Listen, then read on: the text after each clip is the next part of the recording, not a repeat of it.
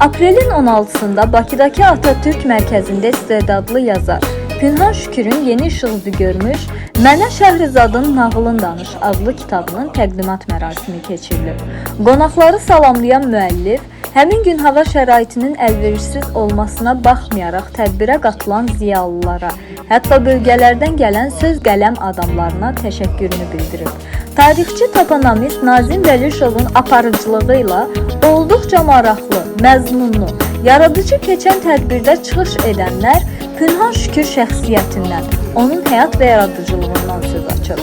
Müəllifin müxtəlif ədəbi janrlarda hekayə, prizza, şeir, aforizmlər və s. qələmə aldığı seçilmiş əsərlərdən ibarət kitabın məziyyətindən, mahiyyətindən oxuculara təlqin olunacaq ictimai publisistik əhəmiyyətindən danışıblar.